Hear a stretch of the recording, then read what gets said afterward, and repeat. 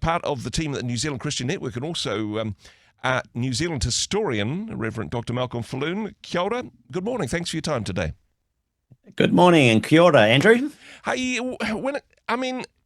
is it a dichotomy? Is it saying, are we a secular nation or are we a Christian nation or God's own country? Surely the more nuanced answer is it depends on who you ask, and a little bit of both, right? Well, this is right. But I think we can actually be a bit more forthright than that, and just to say, yes, we are a Christian nation. But that is not to say we're a nation of Christians. And we're also a secular nation. So you're right. It's a false dichotomy that's presented to us a little bit by the Marxists of the world, to put it bluntly, because actually New Zealand is a secular country, but we are a secular country for Christian reasons. And because the whole the Anglicans were established in England, the Presbyterians established in Scotland, the Church of Ireland was Roman Catholic.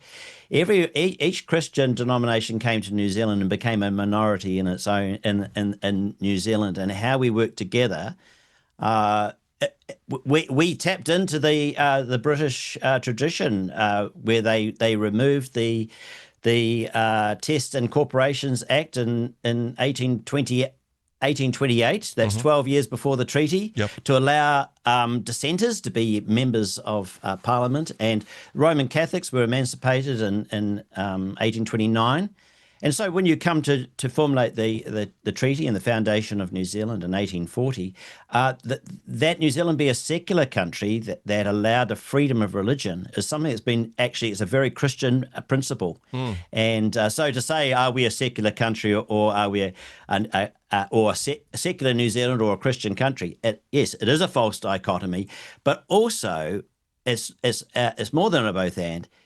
We certainly are a Christian country with a Christian foundation, and trying to argue otherwise, I think, just flies in the face of New Zealand history. And hey, it does depend a little bit on your understanding of New Zealand history. We'll get into some of the details of that. It would seem at best, though, that the tide has gone in and out, perhaps several times over the years. And I suppose the evidence of Christian influence was strong at some points and then ebbed back again. And some optimists are saying that perhaps the tide has turned in a positive direction now, back towards faith and Christianity. Is it that type of process that perhaps at times and seasons Christianity and the Christian foundation is more evident than at other times? Well, that's certainly the case. I think there's been major social change, particularly since the 1960s. If I remember rightly, the number of people claiming Christian faith in New Zealand reached a peak, I think, in 1963. The number as a percentage of the population in 1963, but I think in terms of numbers, the peak numbers of attending church, 1967. But since then, there's been an abandon of traditional forms of religion. But that's not to say, and this is where our census polling, I think, is misleading, because I often have conversations with people who have long since severed all connection with the Christian church. But when I talk with them, they pray each day. They'll often read a Bible, and there's actually quite strong Christian identity. But of course, they're told, oh, well, unless you're attached to a church or have an active faith, you can't tick the box on to say you're a Christian. And so they want to be honest with themselves. But I would be wanting to urge people to say, actually, you've got a heritage which you need to explore further. With the turning of the tide also becomes, I suppose, different waves of revisionist history as well. That I know that you've studied and written extensively on New Zealand in the 1830s and the Christian revival that happened at that time. But some historians look at the same period of history and basically define it as secular. Well, I think this is where the academic debate is. I think there are some older traditional forms of history from the 1950s and 60s which have carried on. and I think have influenced the Waitangi Tribunal, which have they might feel it's settled, but I think they've fundamentally misunderstood the nature of the debate of ideas amongst Maori in the 1830s that led to them signing the Treaty 1840, and it's coloured by their experience of New Zealand in the 1970s and 80s and such like, and I think we need to go back and revisit that period, and just to see the. So, for instance, you see, we obviously are a Christian nation. You can simply say we have a head of state, the English king, who is by definition a Christian, and needs to be so if he was unable to take his oath of office or relinquish his Christian faith. He would actually need to abdicate, and so we do have a Christian foundation. But more importantly, we come under Christian law, and where does law come from?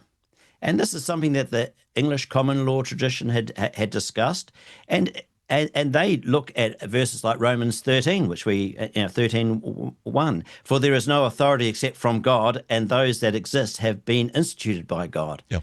All law all law is spiritual. And it's in a society, a secularized society, where we get rid of the spiritual, we then have law. Where does it come from? And actually, one of the principal, debates and sources of conflict for early Maori converts is when they came under the law of Christ. Yep. What does that mean for the nature of their conduct and how they did law? My contention is that Maori, they did concede sovereignty, but not in the first instance to the crown, but to Christ. Yep. And and we see this in the Kingitanga when they, in a sense, rebelled against the crown. Yeah.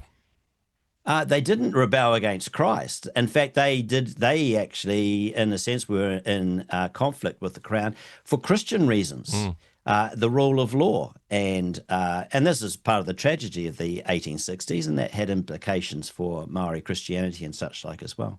Let's jump forward 100 years in New Zealand in the 1960s, a time where perhaps it would be fair to say the tide had gone out on Christian values, and it was seen to be a more secular society, both by academics and politicians. Around this period of time, the 60s, the 70s, the 80s, the Waitangi Tribunal, of course, is making decisions based on an understanding of history at the time. And hey, now, 20, 30, 40 years later, I suppose some of those things are locked in rather than up for debate, as you say. Well, I think as we come to 2040, there's a lot of discussion to take place in a very short period of time. And if New Zealand has become a republic, which is a perfectly acceptable thing for New Zealanders to do, what is the spiritual underpinning of that republic? And I think that some of what's being explored today of other forms of spirituality is an attempt to try and find a common spiritual underpinning to our country. I would argue that actually Christianity still provides that, and that I think this is something that's misunderstood. And I've got a quote from Queen Elizabeth II from 2012, and I found it quite helpful. She said, "The concept of our established church," this is the established church in England, she's talking about, is occasionally misunderstood, and I believed commonly underappreciated. Its role is not to defend Anglicanism to the exclusion of other religions. Instead, the church has a duty to protect the free practice of all faiths in this country. And to be a Christian country is to be a country that is free for people of all faiths to practice that. And I think if we move to 2040 and if we appreciate our Christian underpinnings, it doesn't exclude other religions from our country, but it actually allows them a place, but it also puts boundaries on it. It says, yes, you can practice your faith, but we're not embracing another spiritual principle. That principle, as Henry Williams described it of the treaty, one law both human and divine. Yeah. And actually, we all come under the law of Christ. And that's something that we've inherited from our British common law tradition. And I think it's a huge gift that's been given to New Zealand in the signing of the treaty. And God Defend New Zealand, of course, applies to people that don't even believe in God or have different understandings of what that might mean.